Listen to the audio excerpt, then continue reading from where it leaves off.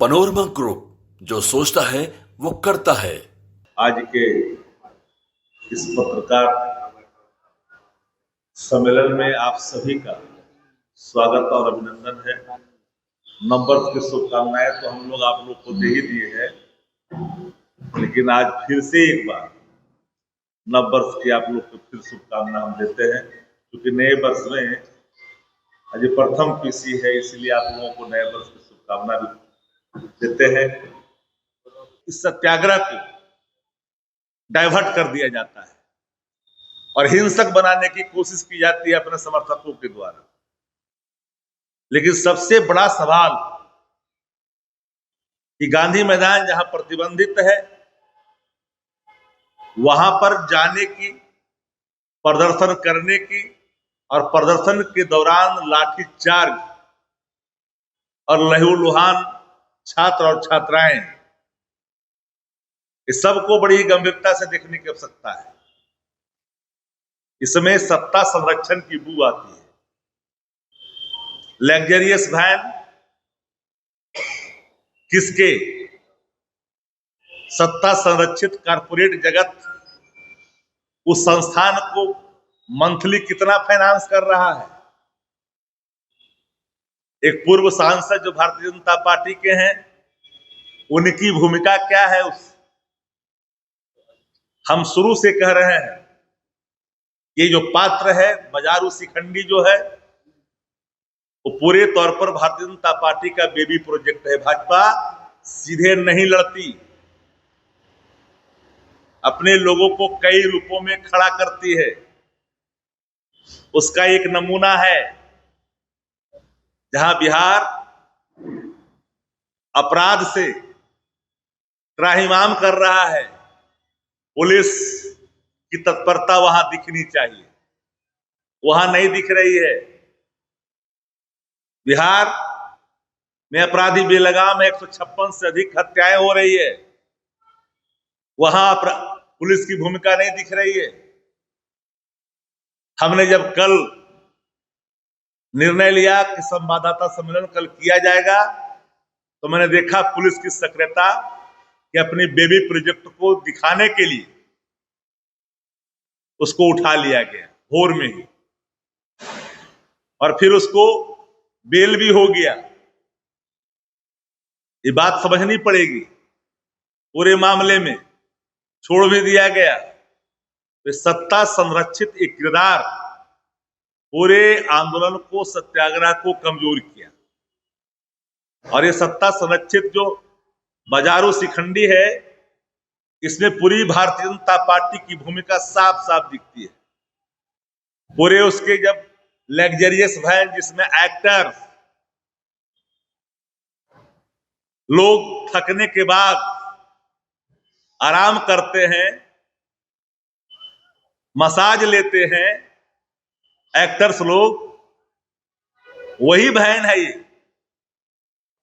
और वो वैन कैसे गांधी मैदान में इतने दिनों तक खड़ा रहा? मुझे हैरानी तब हुई कि एक आईपीएस अधिकारी को जिस तरह से ट्रीट किया गया, काश अगर कोई दूसरे दल का, विपक्ष का कोई नेता इस तरह से ट्रीट करता, उसके खिलाफ न जाने किस तरह की विभत्स तस्वीर दिखाने की कोशिश की जाती। सत्ता प्रतिष्ठान आगबुल्ला होता, लेकिन सत्ता प्रतिष्ठान की भूमिका संरक्षण की है। एक पत्रकार महिला सवाल पूछती है किस तरह से उसके खिलाफ आपके रवैये खुल करके सामने, कोई कह रहा है कि हम एसपी गिरी भुला देंगे। महिलाओं के प्रति किस तरह के भाव आपके हैं? एसपी गिरी भुला देंगे। और ये उसी बेबी प्रोजेक्ट वाला जो पार्टी है, जिसको स्वराज स्वराज क्या तो बोलते हैं, वही उसी में वो शामिल है। पूरे अगर निकलवाइएगा मिलिट्री बैंड के पूरे रिपोर्ट को, तो आपको पता चलेगा डायरेक्टर कौन है, कहां से आया, फाइनेंस कहां से आ रहा है। ये फाइनेंस सत्ता संरक्षित कारपोरेट जगत 50 लाख पर मंथ दे रहा है।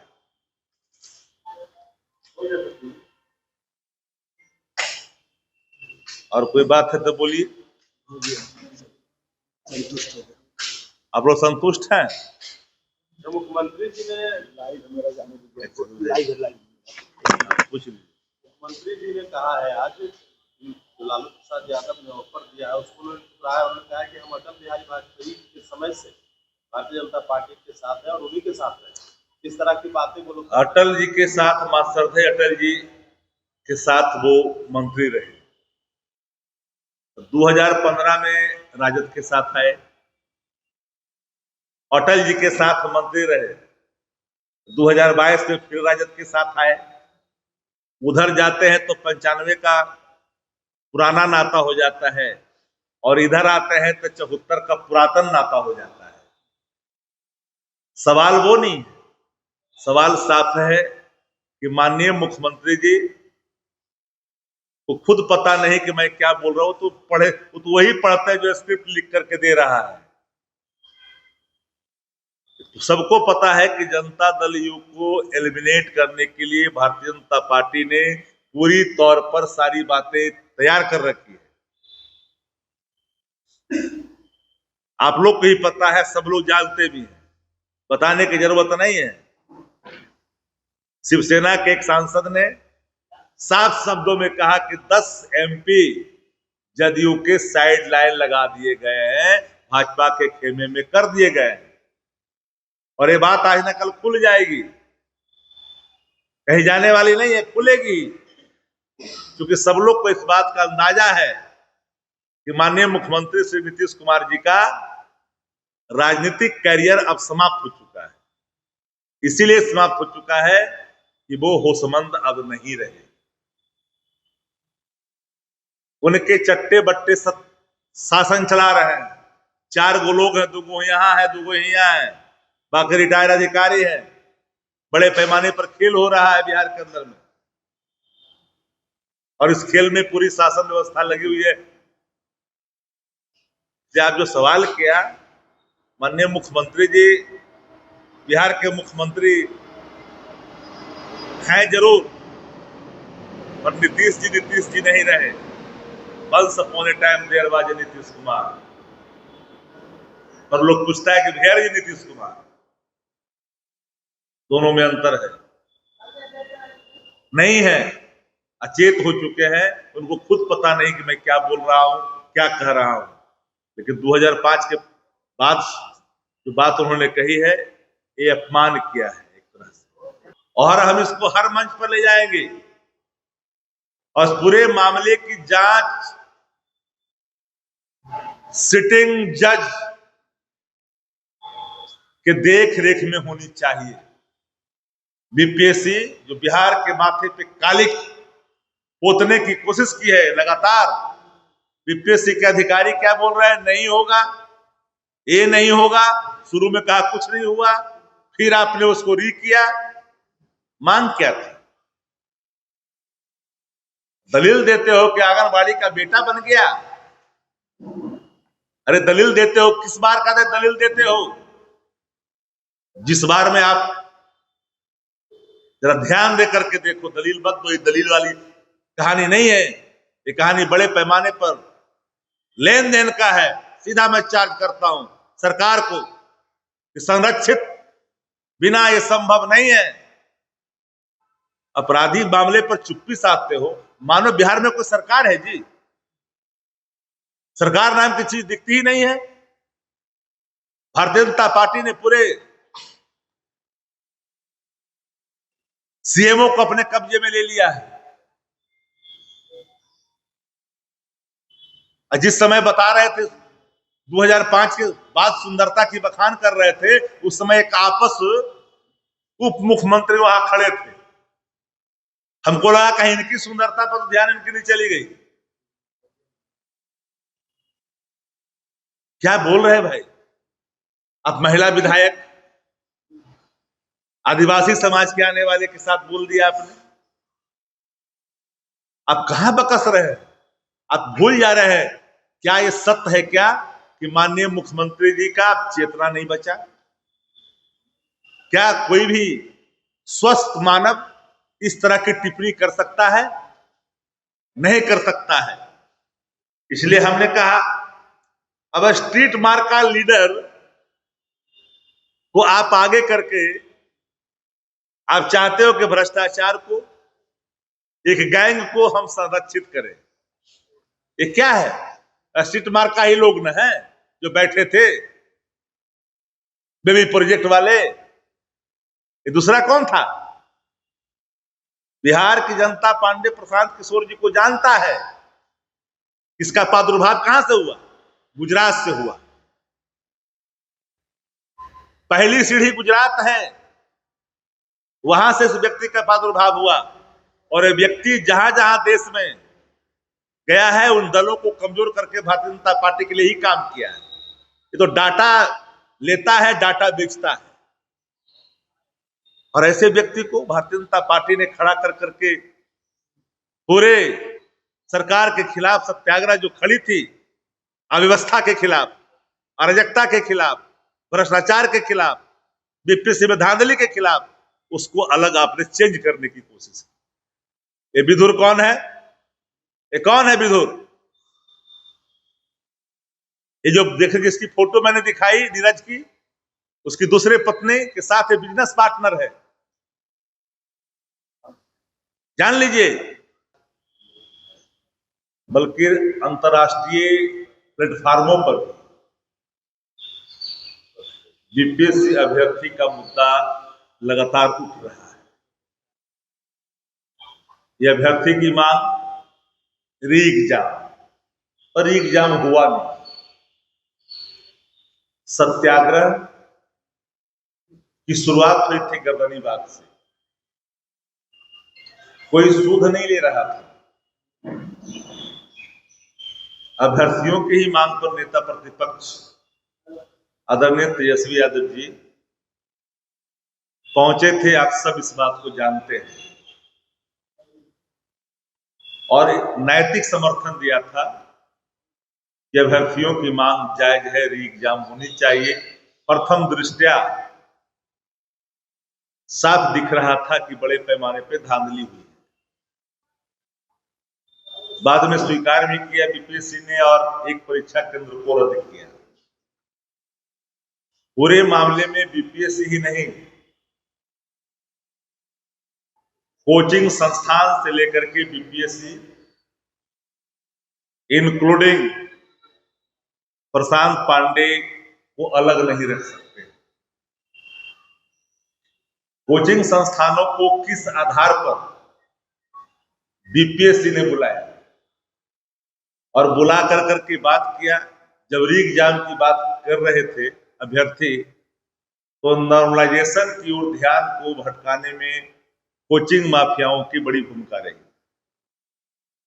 और पूरे ये गठजोड़ में एक बड़े पैमाने पर खेल हुआ है।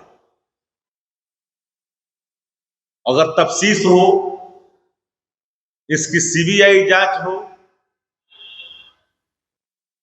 जुडिशरी जांच हो, तो बीपीएससी के अध्यक्ष जेल के सलाखों में दिखेंगे। जो लोग साक्ष्य पूछ रहे हैं, साक्ष्य जुटाना सरकार का दायित्व है। सरकार के लोग कहते हैं कि एविडेंस प्रस्तुत करें, फिर गवर्नमेंट का क्या काम? जब जनता ही इन्वेस्टिगेशन रिपोर्ट आपको सबमिट करेगा तब कार्रवाई करेंगे। एक बड़ा सवाल सामने है। और कोचिंग माफियाओं ने पूरे ही इस सत्याग्रह को जिस तरह से मोड़ने की कोशिश की, एक अलग दिशा देने की कोशिश की। हालांकि अभ्यर्थियों ने कोचिंग माफियों को भी इशारों में करारा जवाब दिया। बैरक वापस भी आनी पड़ी। अब देखिएगा कि कोचिंग माफियाओं की जब भूमिका ठंड पड़ गई, तो उस पूरे सत्याग्रह को भटकाने के लिए सत्ता संरक्षित एक किरदार की भूमिका खुल करके आ जाती है सामने। चल गया सत्ता के गलियारों में कि विपक्ष आज इन सवालों पर सामने एक सवाल खड़ा करेगा तो काली को पोंछने की कोशिश की गई।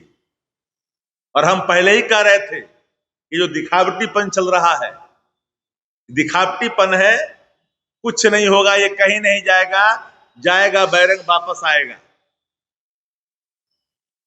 इस नाटकीय यात्रा में सफर कौन किया? अभ्यर्थी। अभ्यर्थियों को जात जात में खंडित करने की कोशिश की गई। अभ्यर्थियों की मांग री एग्जाम की थी। पूरे परीक्षा में कोई ऐसा परीक्षा बिहार में प्रेस्टिजियस एग्जामिनेशन बिना लीक के नहीं हो रहा है।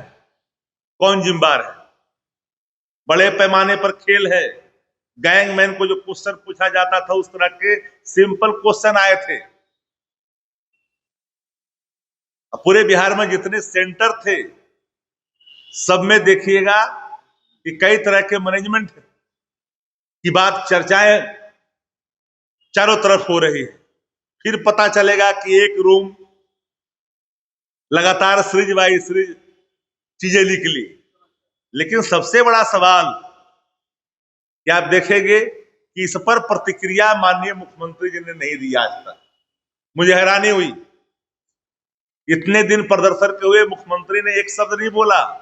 मुख्यमंत्री चुप्पी किस पर तोड़ते हैं? 2005 के बाद सृष्टि का निर्माण हमने किया, सौंदर्य की खोज हमने की। सुंदरता की खोज किसने की? मुख्यमंत्री जी ने की। 2005 के बाद 2005 के पहले सुंदरता थी ही नहीं। पद्मिनी की कहानी आप लोग पहले नहीं पढ़ते होंगे, आप नहीं पढ़ते होंगे। इंद्रासन की कहानी, परियों की कहानी नहीं पढ़ते होंगे पहले। 2005 के पहले विश्व सुंदरी नहीं, बिहार सुंदरी नहीं हुआ करता था 2005 के पहले। कितने सुंदर लोग हैं, ये 2005 से ना हुआ है जी, ये तो हमारे आने के बाद ना हुआ, ये पहले होता था जी। लेकिन अभ्यर्थियों के सवाल पर मुख्यमंत्री चुप रहे, एक शब्द नहीं बोले। ये पूरी तरह से एक बड़ा गैंग है जो बिहार के प्रेस्टिजियस एग्जामिनेशन को, जहां पर अधिकारी चुने जाते हैं, उनको प्रभावित की गई। नारा ब्यारा हुआ, खेला हुआ बड़े पैमाने पर। और यही कारण से क्योंकि बड़े सौदे थे इसमें, तब री एग्जाम नहीं हुआ। नीट में ही हाल हुआ था, सारे एविडेंस होने के बावजूद भी री नहीं की गई, परीक्षाएं रद्द नहीं की गई, क्योंकि बड़े पैमाने पर शीर्ष जगहों से इसकी सीधे ताल्लुकात थे। आज भी शीर्ष 70% से ताल्लुकात होने के कारण इस परीक्षा को री नहीं की गई, बल्कि पूरे तौर पर इसको सत्याग्रह को ही किया गया। सत्याग्रह रूप से बाद में उनके संबंध कहां कहां है, उनके लोग कहां कहां हैं, जरा पता करिएगा तो आप लोग भी आश्चर्य में पड़ जाइएगा। फिर कहिएगा कि आप लोगों ने क्या दिखा दिया भैया। अब याद देखिए कि सुपरिटेंडेंट के यहां छापा पड़ता है कि नहीं पड़ता है? पड़ता है ना जी। सुपरिटेंडेंट के यहां छापा पड़ गया आर्थिक अपराध का। और जो संस्थापक गिरोह का सदस्य है, उसके भी एक फोटो देख रहे हैं कि वायरल हुआ, जरा देखिएगा बढ़िया से। ये संस्थापक सदस्य है बेबी प्रोजेक्ट का। लोग कौन स्वराज क्या क्या तो कहते हैं, हम जानते भी नहीं। बेबी प्रोजेक्ट का ये संस्थापक सदस्य है, मोतिहारी का है, नीरज नाम है। ये पूरे खेल में आर्थिक अपराध में जो पकड़े गए हैं बड़े पैमाने पर, सब आप लोग जानते हैं। तो आखिर जो देख रहे हैं कि जो व्यक्ति इतना बड़ा वैन लेके लग्जरियस चल रहा है, बिहार की राजनीति में बड़े बड़े नाम हुए, लेकिन कोई ऐसे नए नवेले 4 दिन का प्लांट इस तरह के लग्जरियस वाहनों के साथ किसी को आपने धरने पर बैठते हुए आज तक नहीं देखा होगा। गांधी भी, हमारे जो राष्ट्रपिता महात्मा गांधी हैं, बापू हैं, उनकी आत्मा कितना दुखी हो कि आजादी हमने जो ली थी इस दिन के लिए नहीं, छद्मवेशियों के लिए नहीं, जो हमारे मूर्ति के बगल में बैठ करके मेरा उपहास उड़ाएगा। लेकिन सवाल शासन पर है।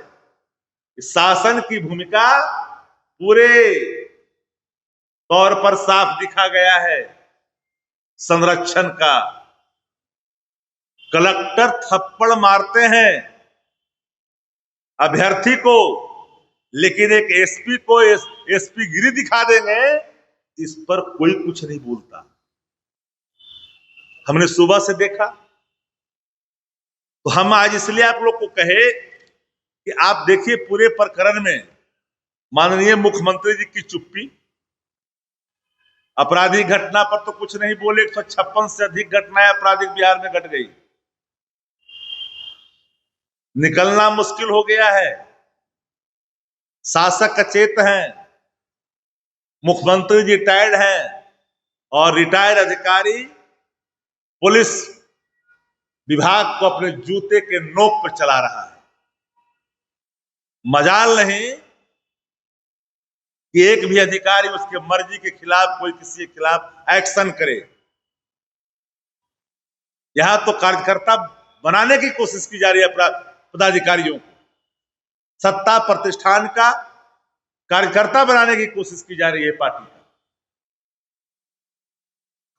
लेकिन अभ्यर्थियों की मांग सुनने की बात नहीं। अब पूरे अभ्यर्थी के सत्याग्रह ठंडा पड़ गए कि नहीं पड़ गए? कितना अच्छा सत्याग्रह, कितना बल था, कितनी ताकत मिल रही थी। देश भर के लोग ताकत दे रहे थे। लेकिन विपक्ष चुप नहीं बैठेगा। सत्ता पोषित बता रहे हैं, लेकिन उन्होंने तो तेजस्वी यादव को आह्वान किया है कि इसे अभ्यर्थियों की लड़ाई में साथ आए और उनको साथ मिलकर। अच्छा, अभ्यर्थी की लड़ाई लड़ कहां रहे थे वो?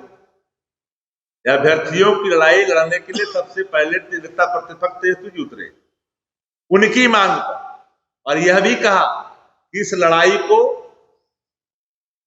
अभ्यर्थियों की लड़ाई, राजनीतिक लड़ाई नहीं मत बनाइए, लेकिन इसको राजनीतिक रूप से खंड खंड कर करके पूरे अभियान को छत विछत करने की कोशिश की गई। यादव भी तो कहे हम तो सबकी, हम किसी एक का नाम कहां ले रहे हैं भैया? हमने कहा कि जिन लोगों ने इस पूरे सत्याग्रह को रण क्षेत्र में तब्दील करा करके लोगों को पिटवाया, दौड़वा दौड़वा के पिटवाया, ये अभ्यर्थियों की मांग ही वहां पर कमजोर पड़ गई। ये लोगों ने कमजोर कर दिया जाति धर्म और मजहब बना कर करके। कितना अच्छा सत्याग्रह, कितना मजबूती, कितना बल मिल रहा था। सबसे पहले तो तेजस्वी यादव भी आए थे अभ्यर्थी से जब तेजस्वी जी आए थे तो सत्याग्रह था और हमें नैतिक समर्थन दिया था और उसका असर दिखा कल होकर के। देश भर के नेताओं ने ट्वीट करना शुरू किया, रीट्वीट करना शुरू किया, 10 टॉप खबरों में चला गया, प्राइम टाइम की खबरों में चला गया और लोगों की आंखें खुली। उसी से भयभीत होकर के सत्ता प्रतिष्ठान ने पूरे इस मामले को अपने बेबी प्रोजेक्ट पांडे जी के को उतार कर करके पूरे प्रकरण को कमजोर करने की कोशिश की, एक अलग दिशा देने की। कैसे संभव है भाई? गांधी मैदान में चला जाएगा कोई क्या? जाएगा कोई क्या? पत्रकारों के साथ जब बदसलूकी हुई एक महिला पत्रकार के साथ, राष्ट्रीय चैनल की महिला पत्रकार के साथ, क्या किसी ने देखा नहीं क्या? एक आईपीएस अधिकारी के साथ बदसलूकी हुआ, किसी ने देखा नहीं क्या? स्ट्रीट मार्क का नेता एक आईपीएस अधिकारी को टॉर्चर कर रहा है, तुम तड़ाका कर रहा है। ये क्या है भाई? ये कितना सीनियर आदमी है? 5 टाइम के सांसद को, 6 टाइम के सांसद को तुम तड़ाका कर रहा है। उस समय हाफ पैंट पहन करके कहीं गली किनारे कहीं विसर्जन करता दिखता हो, इस समय वो संसदीय जीवन में जो लोग पहुंचा था।